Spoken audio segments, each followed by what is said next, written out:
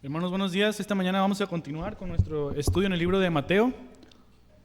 Hemos llegado al punto en el que vemos cómo el Señor Jesús ha sido traicionado, ha sido arrestado, y el día de hoy veremos su juicio ilegal, o un juicio que no tenía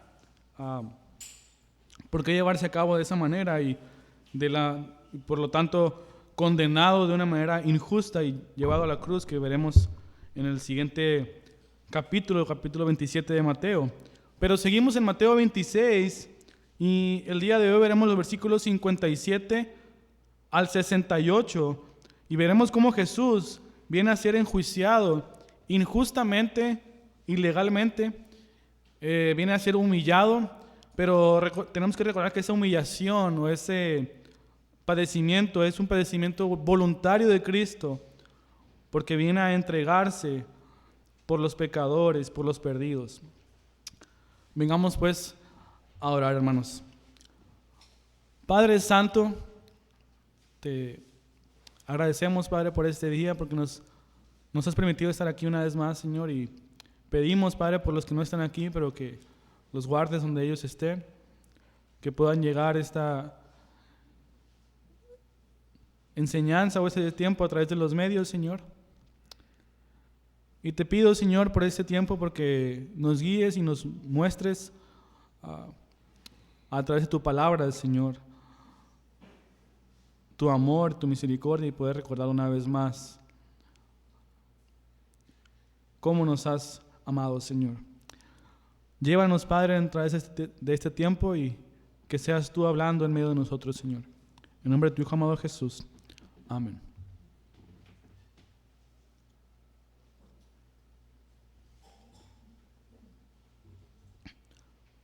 Vimos entonces en este largo capítulo 26 cómo el Señor fue traicionado, instituyó la cena del Señor en la última Pascua, instituyó un nuevo pacto, vino a ser traicionado por Judas, vino a ser arrestado por varios hombres, pero ahora vemos cómo va a ser enjuiciado injustamente por estas personas. Y vamos a ver el versículo 57 que dice: los que prendieron a Jesús lo llevaron ante el sumo sacerdote Caifás, donde estaban reunidos los escribas y los ancianos.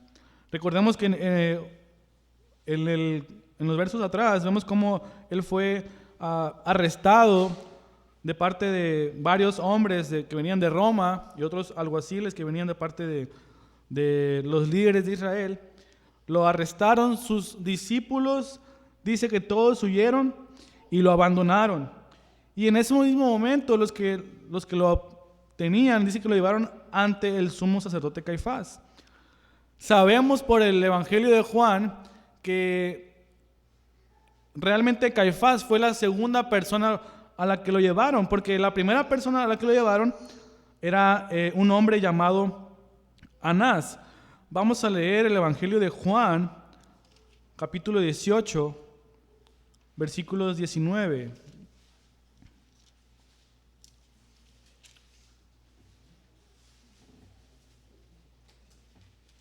Juan, capítulo 18, versículos 19.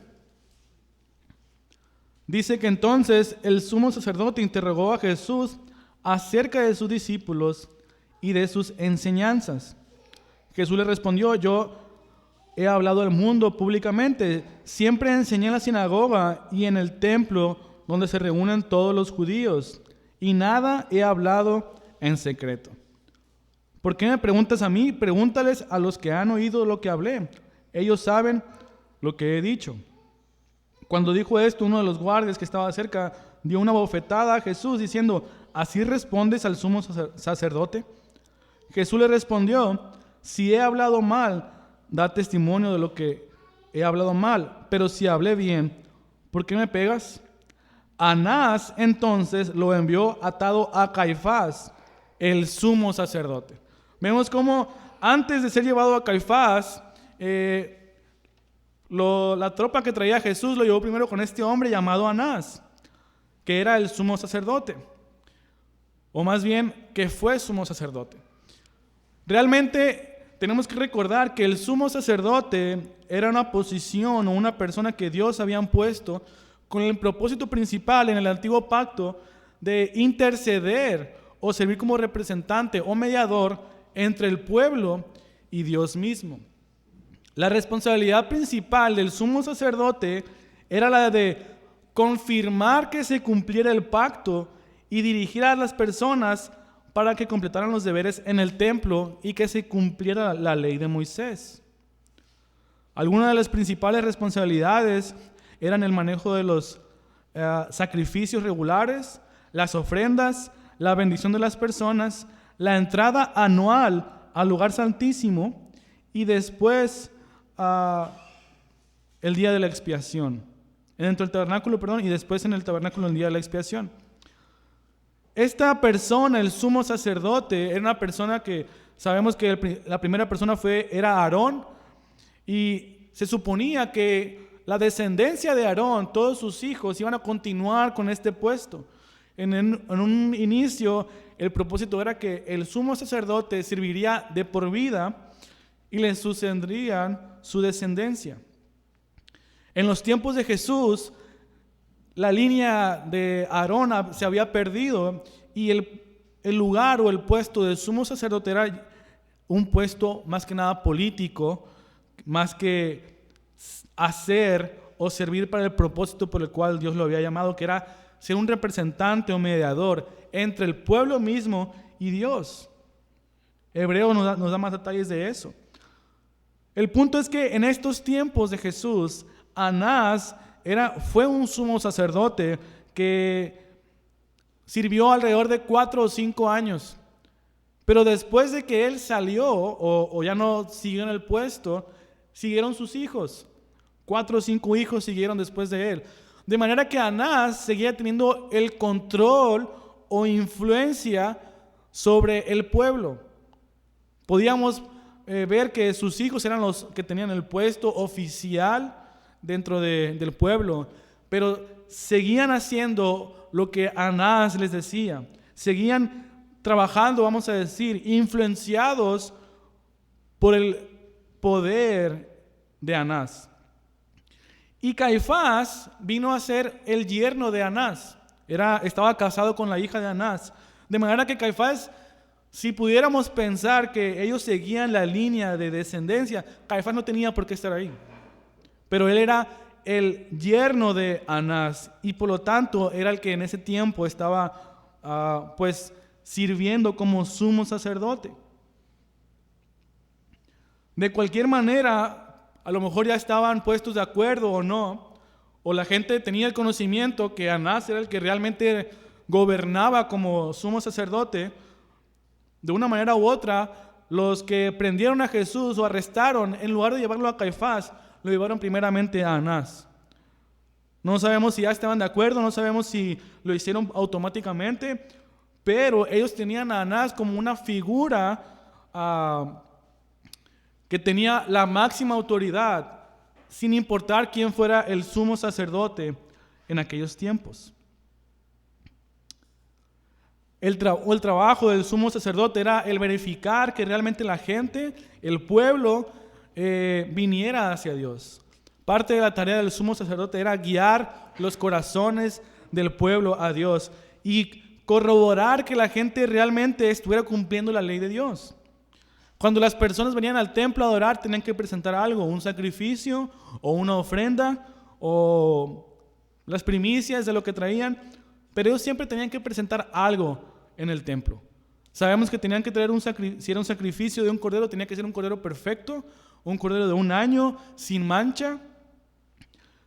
Y llegaron a tal punto de que los sacerdotes, influenciados por Anás, rechazaban a cualquier cordero que la gente traía, pero tenían que usar o presentar al sacrificio los corderos que ellos tenían criados y los vendían en el templo. Cuando presentaban ofrendas a Dios en el templo, tenían que hacerlo con la moneda de Israel. No podían presentar una moneda romana porque la moneda romana tenía una imagen del César.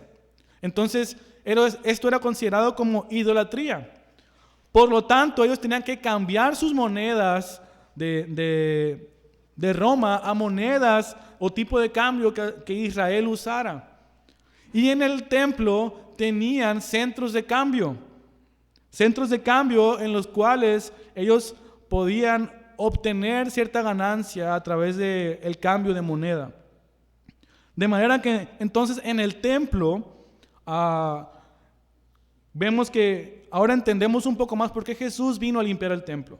Porque estas personas estaban lucrando, estaban obteniendo ganancia del cambio de monedas y de la venta de estos corderos, que solamente esos eran perfectos. Los demás no podían ser presentados o no cumplían con los estándares que supuestamente los sacerdotes estaban supervisando.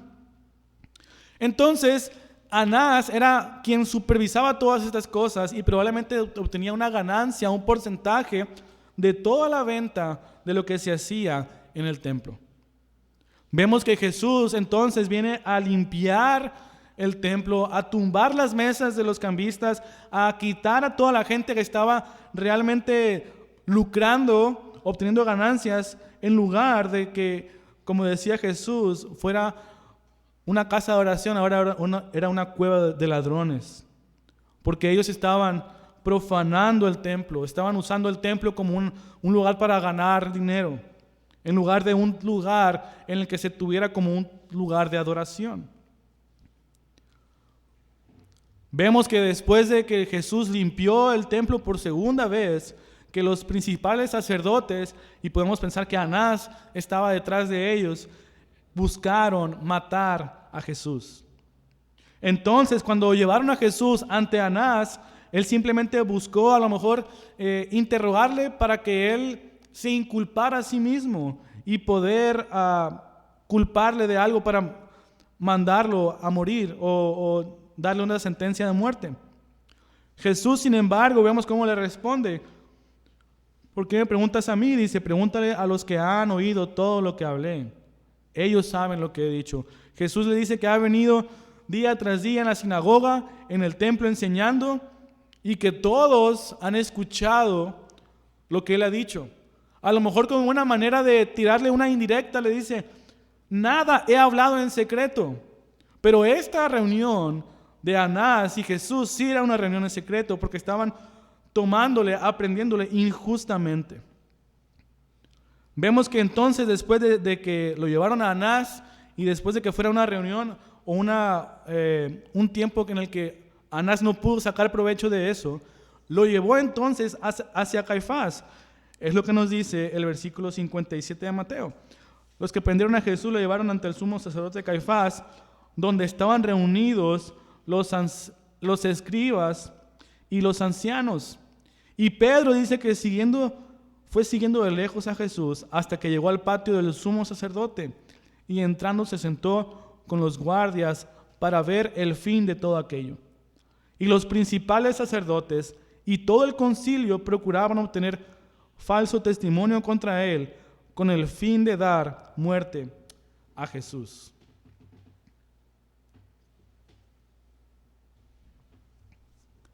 El trabajo principal, como vemos, del sumo sacerdote era el de guiar los corazones del pueblo hacia Dios, adorar a Dios realmente. Pero el sumo sacerdote no tenía, vamos a decir, la autoridad o el trabajo de enjuiciar a las personas que estuvieran quebrantando la ley. Recordamos en el tiempo de Moisés cómo Moisés juntó a ciertos hombres justos para que ellos pudieran decidir entre ciertos asuntos que no eran tan importantes como la adoración. Ese fue el principio de lo que en los tiempos de Jesús vemos un grupo de hombres que se le conocía como el Sanedrín, o puede traducirse también como el concilio o el consejo. En el versículo 59 vemos que dice, los principales sacerdotes y todo el concilio procuraban dar falso testimonio en contra de Jesús. El trabajo del Sanedrín era el de llevar a cabo todas estas circunstancias o cosas que no tenían que ver tanto con la adoración como lo que hacía el sumo sacerdote. Por lo tanto, cuando una persona quebrantaba la ley o cuando hacía algo en contra de Dios, el Sanedrín, que consistía de muchos hombres que eran entre sacerdotes, fariseos o escribas y distintos ancianos del pueblo, que estaban claramente, supuestamente adiestrados en la palabra y conocedores del Antiguo Testamento, eran quienes juzgaban a las personas si alguien había quebrantado la ley, si había robado, si alguien había matado a alguien, si alguien había sido infiel. Cualquiera que sea la circunstancia de una persona que había quebrantado la ley, el Sanedrín o el concilio o el consejo eran los que dictaban si había sentencia o no. Y como sucedía esto, era que se presentaban delante del Sanedrín acusando a una persona con muchos testigos o con varios testigos. Una vez que el acusado se había escuchado lo que los testigos habían dicho, el acusado también podía traer a personas de él para que testificaran en contra y poder defenderse. Para que esto se hiciera de la manera más justa posible, los juicios se llevaban a cabo en el templo o cerca del templo en un horario público. De manera que todos podían ver, aunque no participar, pero sí ver cuando una persona se estaba siendo enjuiciada, el Sanedrín estaba presente, los testigos eran presentes, y una vez que se presentaban todas las pruebas, el Sanedrín votaba para ver si esta persona era condenada, castigada o era liberada. Todo en base a los testigos o los testimonios que se presentaban. Esta probablemente fue la circunstancia en la que se encontró Jesús cuando veíamos que un grupo de hombres querían apedrear a una mujer adúltera. Probablemente era un juicio público. Cuando Jesús les dijo, el que esté libre de pecado, que lance la primera piedra. Esta fue una situación probablemente similar que se estaba viviendo, un juicio público. El punto del Sanedrín era que cuando ellos vieran todas las pruebas, todos los testigos podrían votar, y si había cierto número mayor del 50%, ellos podían indicar si era culpable o era inocente. Pero una vez que se llevaba a cabo la sentencia o el veredicto, ellos tenían que esperar 3 días más para aplicar la condena. En el primer día era el juicio, en el segundo día era un tiempo en el que los miembros del Sanedrín ayunaban y oraban para confirmar la sentencia de esta persona. Y en el tercer día se llevaba a cabo el juicio o la sentencia. Esto nos indica o nos muestra qué tan ilegal e injusto fue el juicio de Jesús. Estas personas que habían aprendido a Jesús, o que habían arrestado a Jesús en el huerto del Getsemaní, lo habían traído con la tropa romana y otros alguaciles de parte del Sanedrín, lo habían llevado de noche delante del sumo sacerdote, y el sumo sacerdote no sabemos si había puesto de acuerdo con Anás y Caifás, pero mientras lo llevaron a Anás, Caifás llamó y convocó a todo el Sanedrín y a otras personas para enjuiciar a Jesús, no en el templo, no de manera pública y no presentando un cargo, sino ellos buscaban una excusa para prender a Jesús o para llevarle a muerte. Vemos una vez más el versículo 57, dice: los que prendieron a Jesús lo llevaron ante el sumo sacerdote Caifás, donde estaban reunidos los escribas y los ancianos. Ya estaban ahí en la casa de Caifás. Pedro dice que aunque estaba siguiendo a Jesús de lejos, quería saber lo que estaba pasando y se sentó, dice, con los guardias o con los alguaciles en el patio para ver qué es lo que iba a pasar. Y el versículo 59 dice que los principales sacerdotes y todo el concilio o todo el Sanedrín procuraban obtener falso testimonio contra él. Jesús había sido arrestado injustamente, había sido presentado delante de el sumo sacerdote y todo el concilio injustamente, y en este juicio no traían una causa, No tenían un motivo para presentarlo. Ellos buscaban una opción o una manera de poder sentenciar a muerte a Jesús. El propósito del Sanedrín de presentar muchos testigos, de esperar varios días para aplicar la sentencia y de orar y ayunar, era ver si podían cambiar de opinión y buscar la libertad de la persona que era enjuiciada.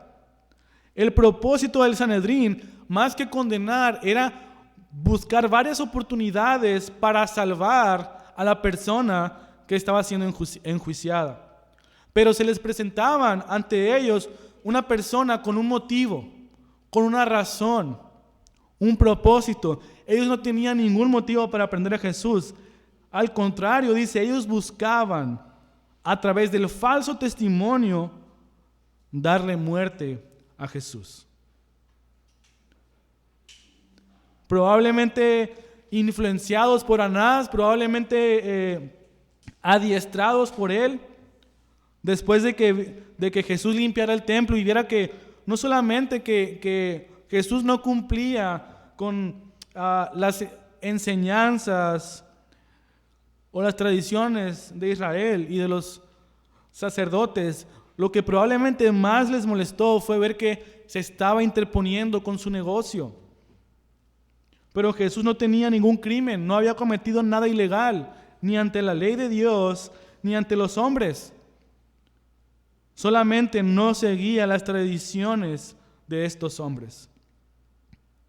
De manera, dice que el versículo 59, procuraban obtener falso testimonio contra él, con el fin de dar muerte a Jesús.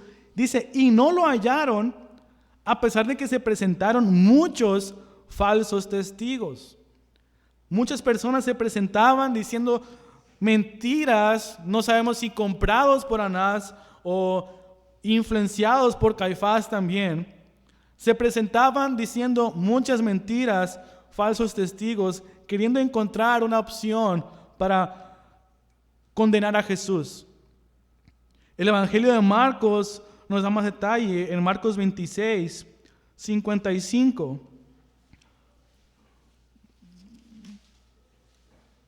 Marcos 26,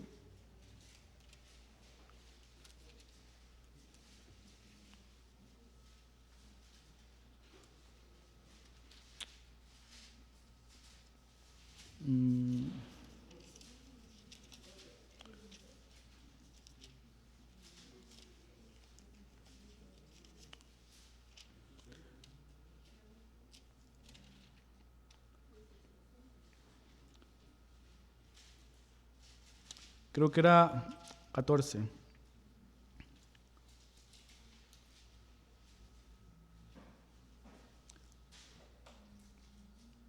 Marcos 14, versículo 55. Dice, los principales sacerdotes y todo el concilio procuraban obtener algún testimonio para dar muerte a Jesús, pero no lo hallaban, porque muchos daban falso testimonio contra él, pero sus testimonios se contradecían. Realmente no tenían una opción o algo por lo que darle con una condena a Jesús.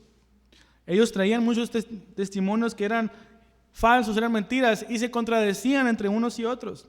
Y si vemos más adelante, vemos que ni siquiera Pilato no encontró una razón para darle muerte.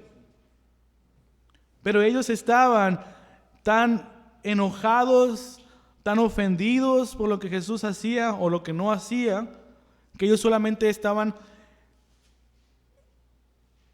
con el propósito de darle muerte a Jesús.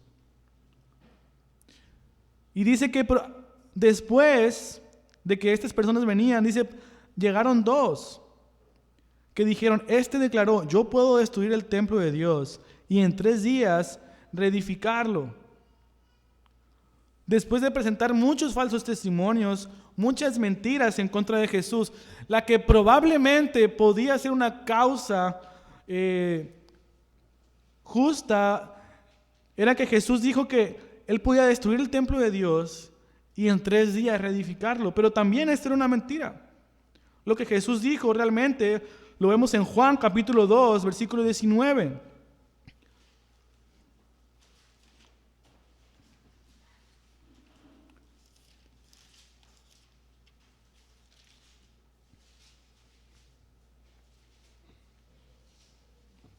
Dice, Jesús le respondió, destruyan este templo y en 3 días lo levantaré.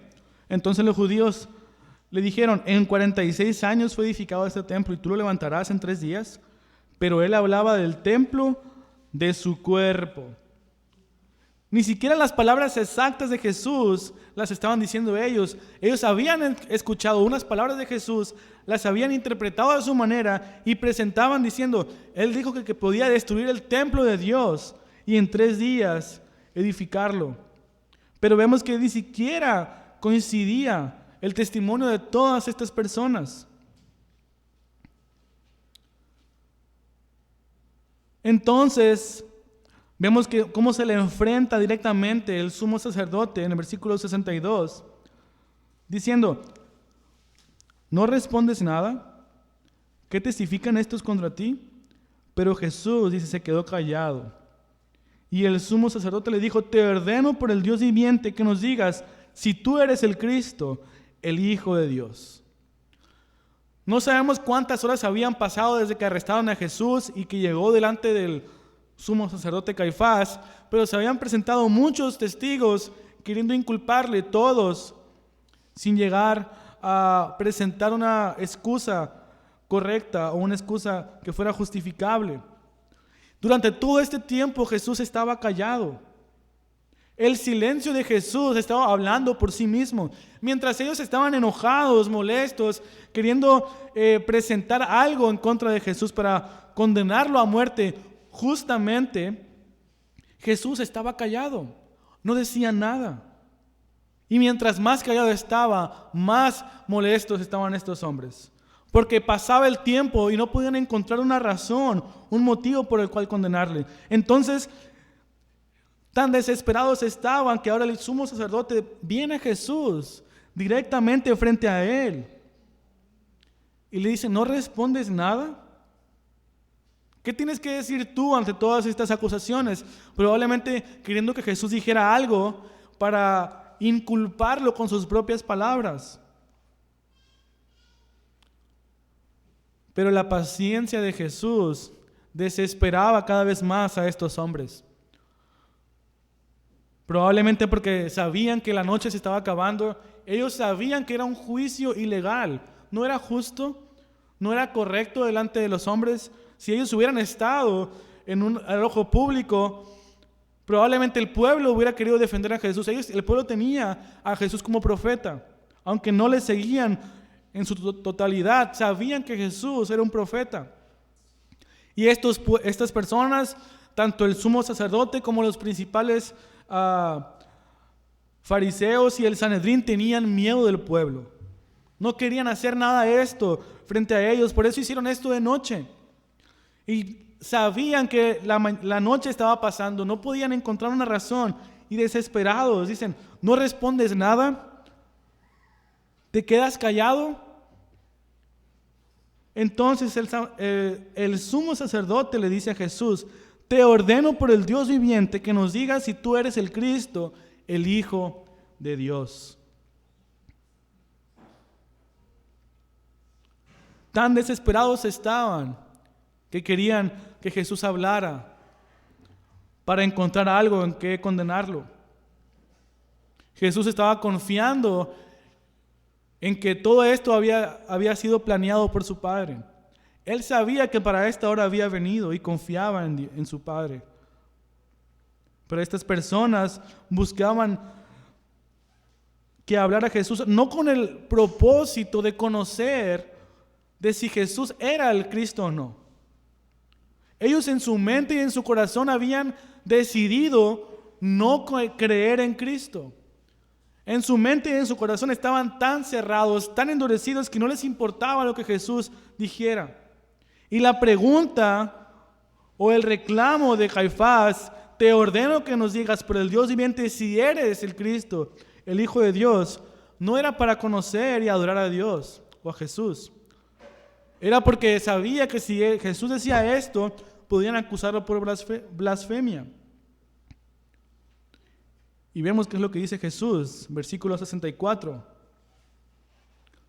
Jesús le contestó, tú mismo lo has dicho. El Evangelio de Marcos, sabemos que Jesús le dice, yo soy. Tú mismo lo has dicho. Jesús, durante todo su ministerio, sus 3 años que andaba por todo Israel predicando la palabra, no iba predicando, no iba hablando y diciendo, yo soy el Cristo. Aunque a ciertas personas se lo demostró, como por ejemplo a la mujer samaritana. Cuando hablaban de el Cristo, Jesús le dijo, yo soy el que habla contigo. Cuando Jesús leyó un pasaje en Nazaret, en su pueblo natal, en referencia a Isaías, Jesús dijo, hoy se ha cumplido esta escritura delante de ustedes. Pero el pueblo no le creyó. Cuando Jesús sanó a un leproso en sábado y los fariseos o sacerdotes querían acusarle de hacer esta obra en sábado, Jesús estaba llamando a Dios, su Padre. De cierta manera, Él se estaba haciendo igual, se está haciendo igual a Dios. Aunque Jesús no declaró abiertamente que era el Cristo, lo dijo en ciertas ocasiones, pero más que eso, sus obras, sus milagros, sus palabras, todo lo que Jesús hacía lo identificaba como el Mesías, como el Hijo de Dios.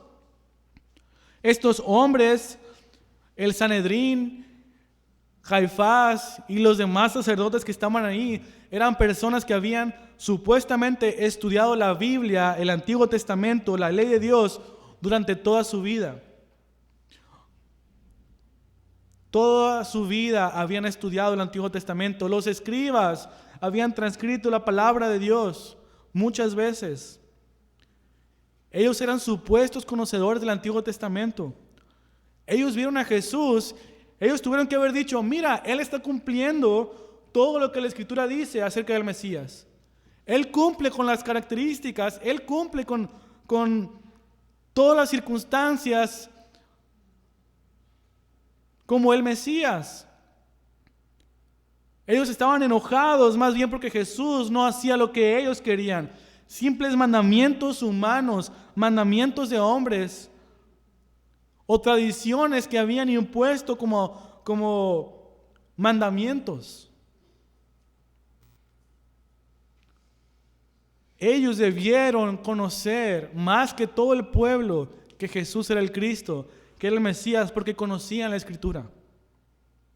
En el nacimiento de Cristo vemos como Herodes, lleno de temor, porque supuestamente había nacido el rey de Israel, el rey de Jerusalén, le preguntó a los sacerdotes dónde se supone o cuándo se supone que había de nacer.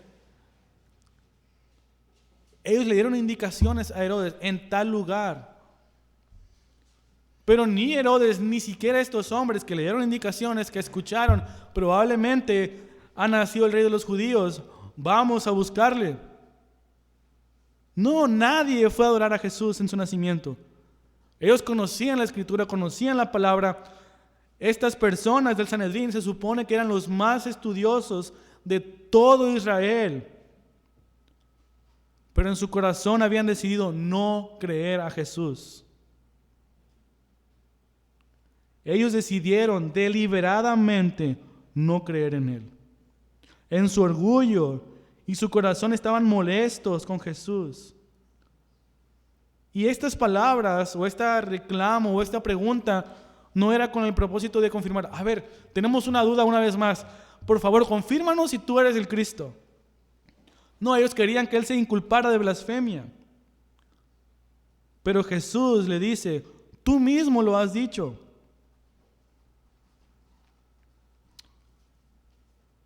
Versículo 64 dice, sin embargo, a ustedes les digo que desde ahora en adelante verán al Hijo del Hombre sentado a la diestra del poder de Dios y viniendo sobre las nubes del cielo. Jesús estaba diciéndole, tú dices que yo soy, y yo soy. Y ahora da un enunciado o una frase en la que Jesús está combinando dos pasajes del Antiguo Testamento acerca del Mesías. Vamos a leer el Salmo 110, versículo 1.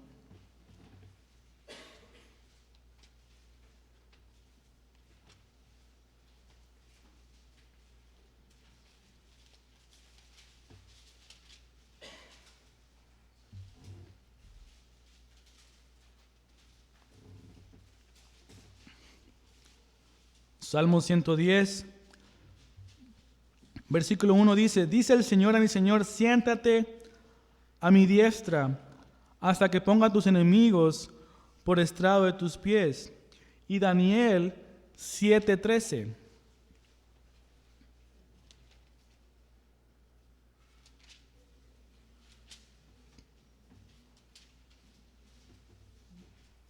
Daniel 7:13.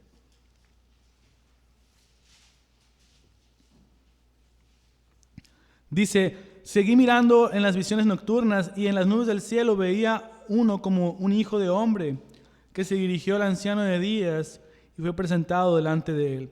Jesús está combinando estos dos pasajes y está diciendo, ahora verán al Hijo del Hombre sentado a la diestra del poder de Dios, viniendo sobre las nubes del cielo. Lo que Jesús está declarando no es solamente que Él es el Mesías, sino que un día tendrá este poder y lo verán a Él para cumplir la voluntad de su Padre. Un día Jesús estará sentado en el trono y así como ellos lo estaban juzgando a Él, un día Él los juzgaría a ellos. Jesús está presentando como el Mesías, como el Hijo de Dios, como el Cristo, el ungido, a quien el pueblo había estado esperando. Y estas personas, estos hombres, todos los que estaban presenciando este acto, no pudieron tener una declaración más explícita de Jesús en todo su ministerio, o una declaración más clara. Jesús está presentando, está reconociendo que Él es el Hijo de Dios. No solamente esto, sino que un día estará a la diestra de Dios, gobernando con poder. Y aún así ellos no quisieron creer.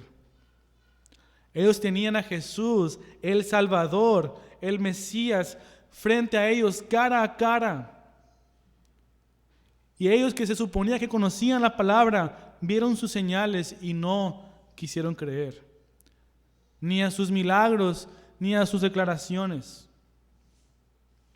Esto nos demuestra que estas personas que estaban endurecidas, o cuando una persona está endurecida y elige no creer en el Señor, aunque vea ciertas señales, aunque vea las evidencias más claras o los argumentos más convincentes, cuando en su corazón han escogido no creer en Dios, nada será suficiente.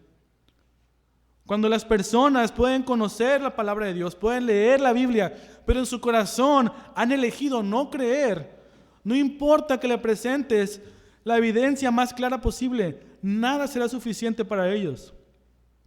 En la actualidad del mundo, el día de hoy, no creen en el Señor o no creen en Dios, son ateos o no creen en la Biblia por supuesta falta de pruebas, o por supuesta falta de evidencia científica, o por supuestas fallas o mentiras en la Biblia. Pero la verdad es que ellos no creen porque en su corazón han decidido no creer en Dios. A través de toda la historia, la Biblia es el libro que tiene más evidencia histórica que comprueba que lo que la Biblia dice es verdad. Se han encontrado muchos manuscritos que avalan una y otra vez lo que la Biblia dice el día de hoy. Si pudiéramos pensar, es que esta Biblia la hizo un hombre la compiló, un hombre la encuadernó y nos presenta estas palabras, no podemos confiar en la Biblia. Se han encontrado muchos manuscritos muy antiguos que cuando se traducen se confirman que lo que la Biblia dice es exactamente como la tenemos el día de hoy, sin cambiar una palabra de otra. Si podemos sumar o compilar todos los manuscritos que se han encontrado a través de toda la historia de la Biblia, pueden ascender a más de 13,000 manuscritos entre griego, latín y otros idiomas. Pero si podemos comparar los manuscritos de los supuestos filósofos a quienes el mundo sí cree y el mundo sí sigue, como Aristóteles o Platón, si juntas todos sus manuscritos no llegan ni a 30. 13 manuscritos se han encontrado de la Biblia, no se han encontrado más de 30 de estos supuestos filósofos grandes, eruditos a quienes el mundo sigue. Y si queremos leer el Antiguo Testamento y buscamos evidencias físicas en este mundo para encontrar veracidad en la Biblia, la vamos a encontrar. El mundo simplemente escoge no seguir a Dios, no creer en Dios, porque no quieren. Porque no quieren confiar en Él. Quieren supuestamente tener el control de sus vidas, pero no saben que realmente están echando su vida al infierno.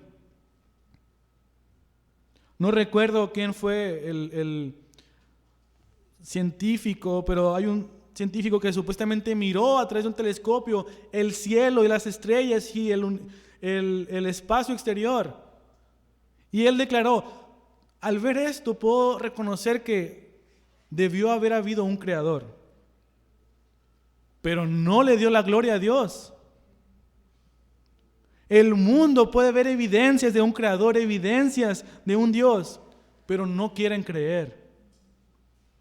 Y estas personas, estos hombres, estos supuestos conocedores de la Biblia, de Dios y de la palabra, han elegido no creer en Dios.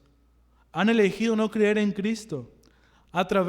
Sin importar las evidencias, sin importar las palabras, sin importar los milagros de Jesús, no quisieron creer, simplemente querían matarle. Estaban tan ciegos en sus propias mentes que ellos solamente estaban buscando: queremos matarle, ¿cómo lo podemos hacer para que sea legal? Entonces viene la pregunta: te exijo que me digas si eres el Cristo, el Hijo de Dios. Jesús le dice: tú lo has dicho, yo soy. Y le declara que un día estará sentado a la diestra de Dios con todo el poder. ¿Y qué hace el sumo sacerdote Caifás? Versículo 65. Entonces el sumo sacerdote rasgó sus vestiduras diciendo: ha blasfemado. ¿Qué necesidad tenemos de más testigos? Ahora mismo ustedes han oído la blasfemia. Rasgar las vestiduras era una acción dramática que se practicaba en todo el antiguo Oriente como una expresión de duelo o una expresión de lamento por algún desastre o como un gesto de anticipación ante el juicio divino. Cuando ellos rasgaban sus vestiduras era como un duelo, como un lamento.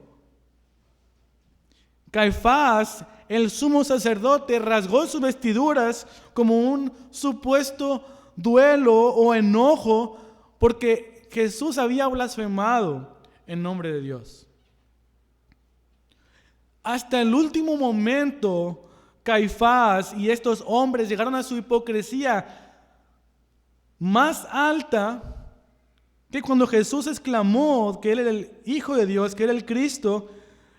Él rasgó sus vestiduras en un supuesto enojo, ira, pero la mayoría de los comentaristas dicen: Él rasgó sus vestiduras con un gozo, una alegría, un alivio.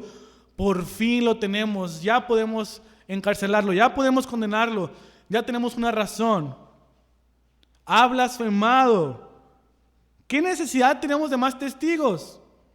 Habían traído muchos testigos, no sabemos cuántos, por cuántas horas para condenar a Jesús. Nadie podía decir algo convincente. Entre ellos se contradecían unos a otros. Eran mentiras lo que estaban diciendo. Y cuando Jesús les dice: yo soy el Hijo de Dios y un día me verás sentado a la diestra del Padre con poder, dice: por fin lo podemos condenar. Ha blasfemado. Y se rasga las vestiduras no por duelo, sino por alegría, por haber encontrado un motivo por el cual podían condenar a Jesús. Y lo peor de todo es que, de acuerdo a la ley, el sumo sacerdote tenía prohibido rasgarse las vestiduras. Él no podía hacer eso. Y la única excepción era que tenía que volver a coser su ropa. Pero no era común, ni siquiera correcto, que este hombre hiciera este acto de supuesto duelo, aparente enojo por un celo por Dios. Caifás y el Sanedrín estaban buscando una opción para matarle. Traían falsos testigos para buscar una manera de inculparle.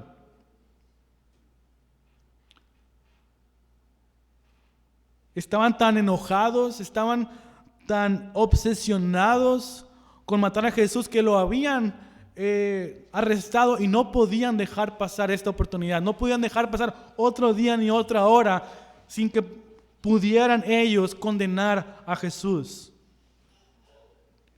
Estaban tan enojados, tan obsesionados, que ahora se rasgan las vestiduras, pero como una alegría o un consuelo de poder encontrar una supuesta razón. Estos hombres que se suponía que eran lo mejor de Israel, los más justos, los más piadosos, los que conocían la palabra de Dios, los que entendían y supuestamente enseñaban al pueblo la Escritura, cómo debían vivir para llevar sus corazones a Dios, se habían perdido en los estribos, en su enojo, en su ira, y poder encontrar una razón para supuestamente condenarlo. Que Caifás se rasga las vestiduras y les dice: no ocupamos más testigos. Ustedes han escuchado la blasfemia. ¿Qué les parece? Él es digno de muerte, le contestaron todos. Todos los que estaban ahí se encendieron en su ira y dijeron: es digno de muerte, tiene que morir. Y entonces dice, le escupieron en el rostro y le dieron puñetazos, y los otros lo abofeteaban y le decían: adivina, Cristo, ¿quién es el que te ha golpeado? Habían perdido los estribos y se habían dejado llevar completamente por su ira, por su enojo, por su odio en contra de Jesús. Y cuando supuestamente encontraron una razón, comenzaron a golpearle o a escupirle.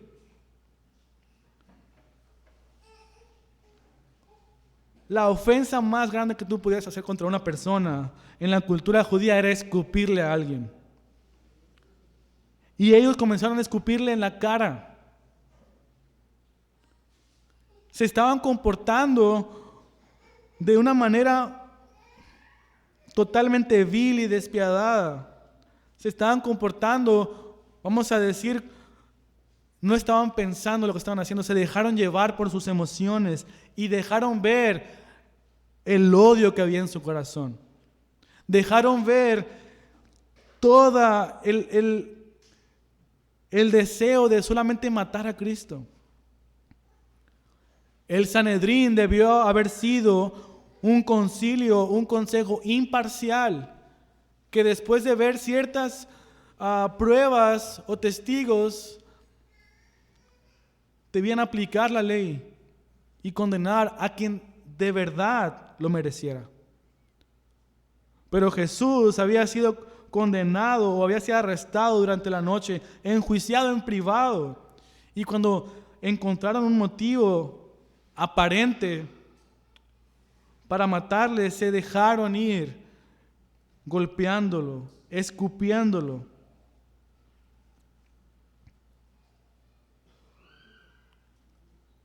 La culminación de este juicio ilegal y cobarde de ellos fue el agredir físicamente a Cristo. La burla fue tal que buscaban que le dijera: ¿quién te ha golpeado? Si tú dices que eres el Cristo. Y después de derramar toda su ira, de desahogar todo su enojo, de haberle golpeado, de haberle abofeteado, de haberle escupido, regresaron a sus cabales y se lo enviaron a los alguaciles para que siguieran torturándolo. Jesús fue víctima de un juicio ilegal. Y dentro de todas las normas que ellos podían hacer para llevar a un juicio, todas las habían quebrantado.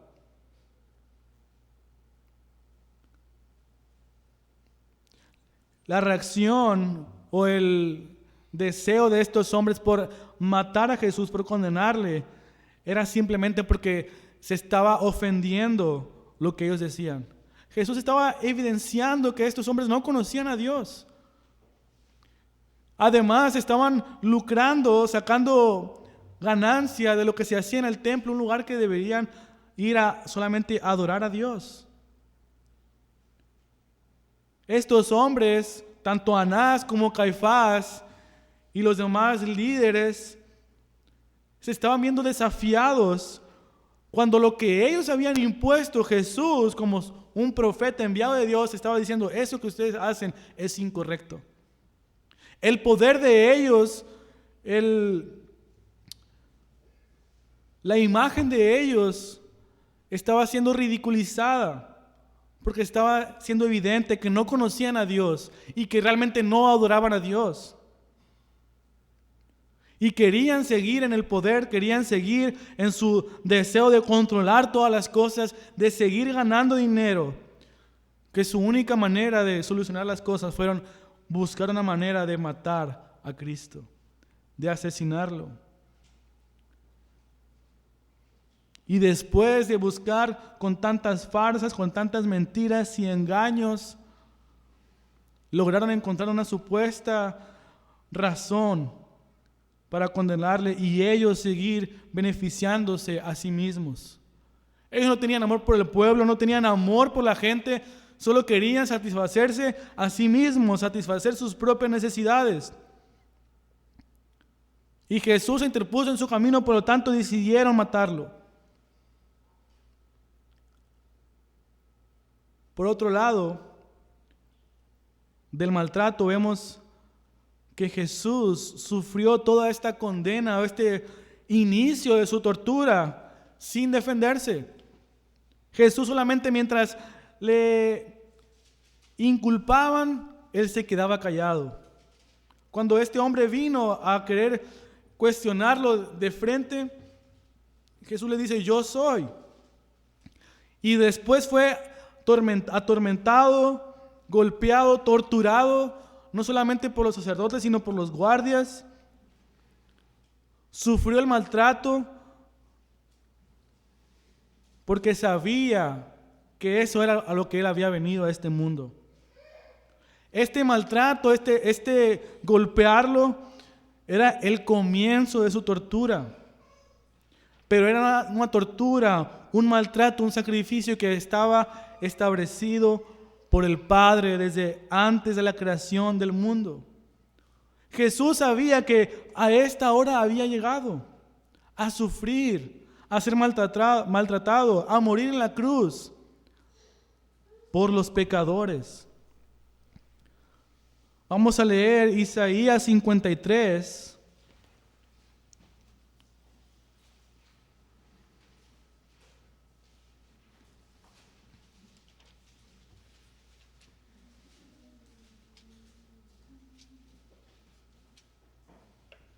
Versículo 3.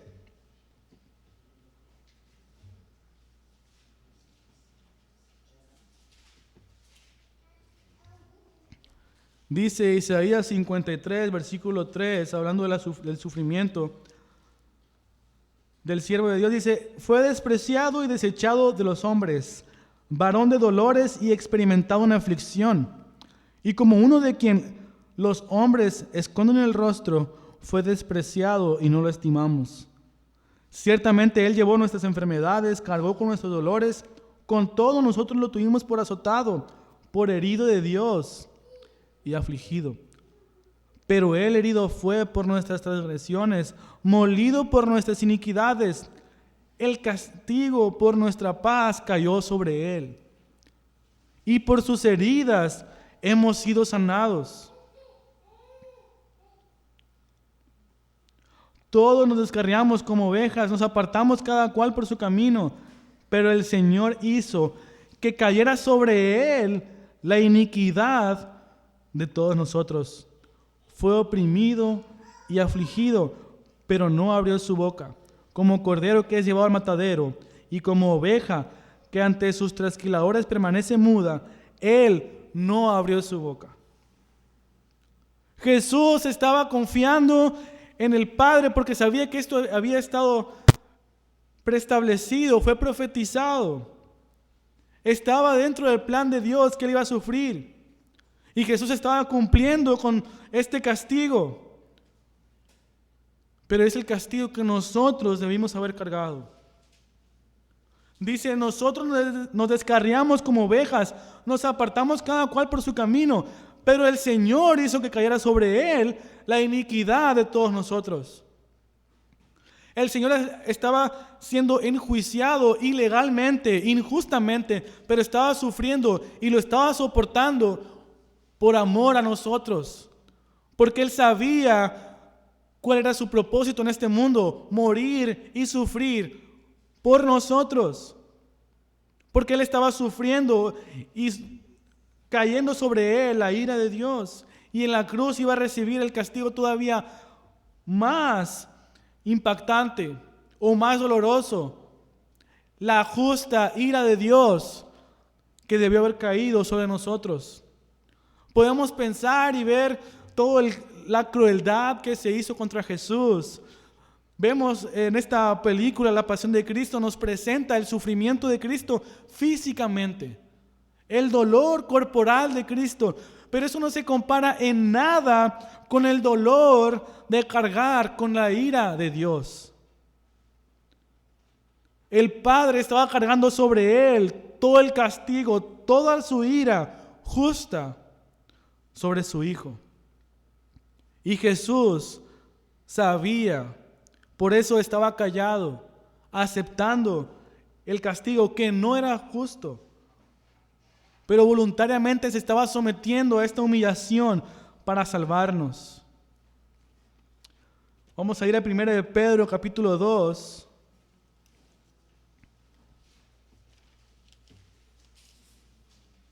Versículo 21.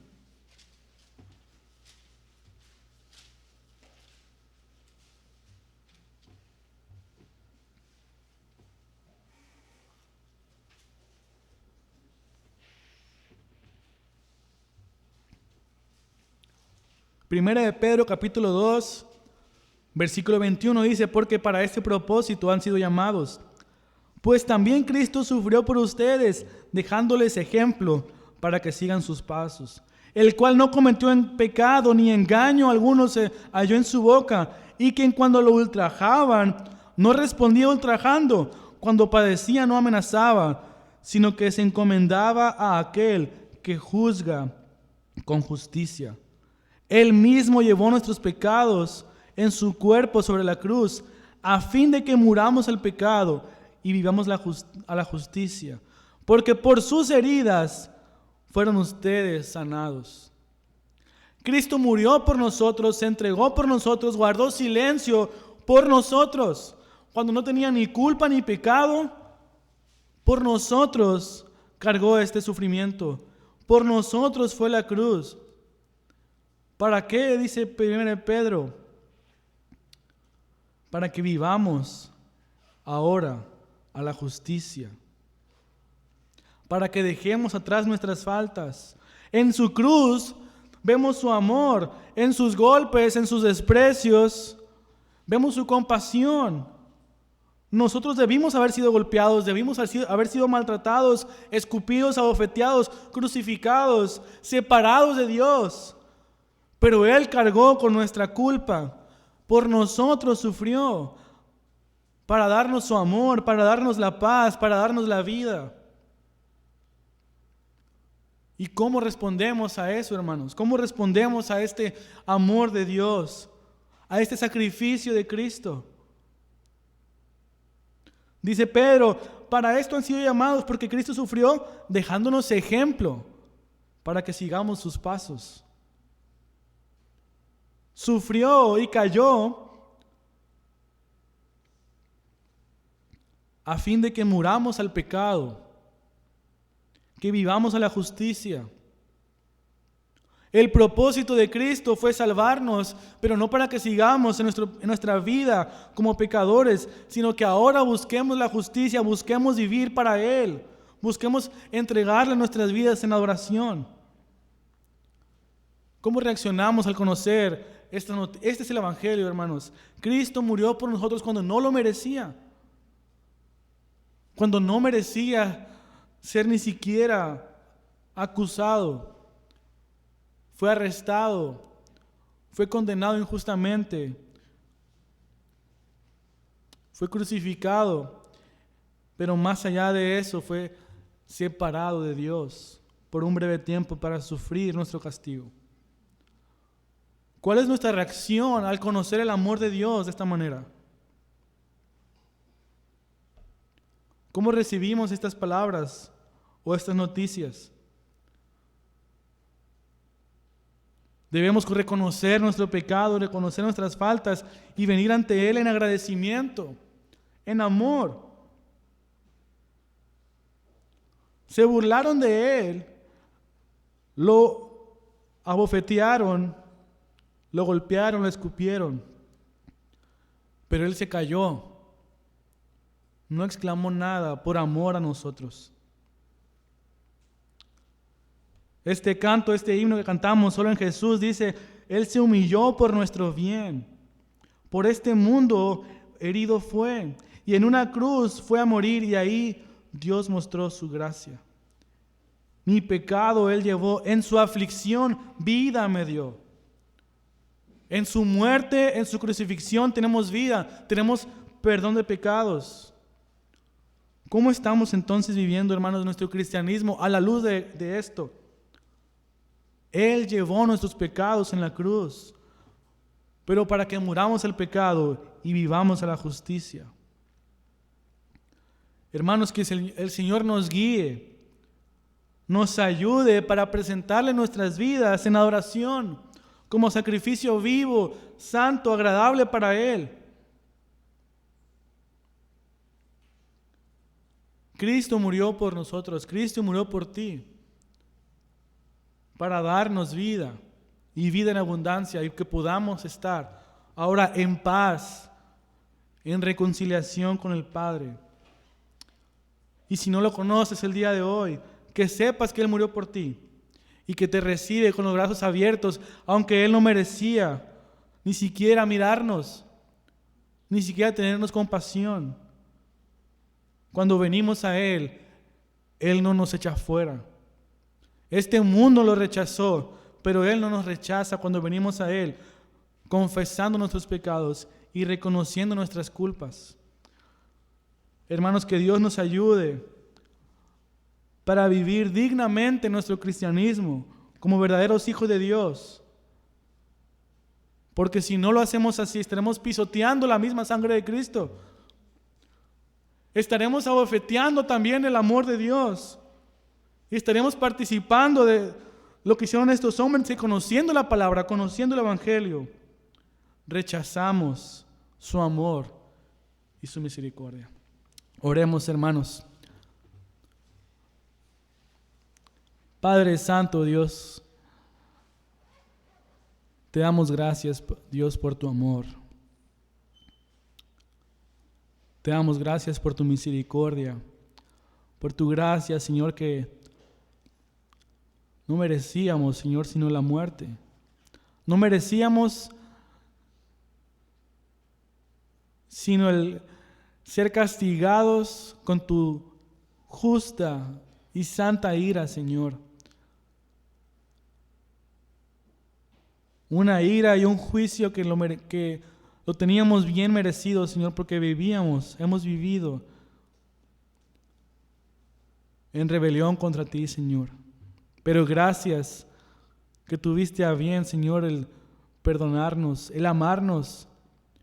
Y esto te hace aún más glorioso, Señor, que siendo el Dios todopoderoso, digno de ser exaltado, digno de ser adorado, salvaste a una creación, a un mundo que vivía en contra de ti. Eso te hace aún más glorioso y más digno de ser alabado, de ser adorado. Ayúdanos, Señor, por lo tanto, a entregarte nuestras vidas, a entregarte nuestra adoración, a entregarte todo lo que somos. Porque realmente no ocupas nada de nosotros, Señor, pero te agradas en que vengamos ante ti, Dios.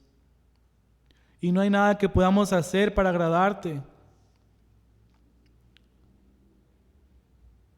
sino solamente entregarte nuestra vida en alabanza para ti, Señor. Guarda, Señor, nuestros corazones, nuestras mentes y permite, Señor, que podamos crecer como sacrificios vivos para ti, Señor. Ayúdanos a arrepentirnos de nuestros pecados, ayúdanos a alejarnos de todo lo que no te agrada, Señor, lo que va en contra de tu voluntad. Ayúdanos a crecer en santidad, a crecer en amor por ti, Dios. Y si alguien no te conoce, Señor, ten compasión y permite, Padre, que podamos venir, que puedan venir ante ti, Señor. Gracias, Padre, por tu amor. Gracias por tu Hijo que se cayó y enmudeció para darnos vida, Señor. A ti sea, Padre, nuestra alabanza, Señor, y nuestra oración. Y toda la gloria a Dios, en nombre de Jesús. Amén.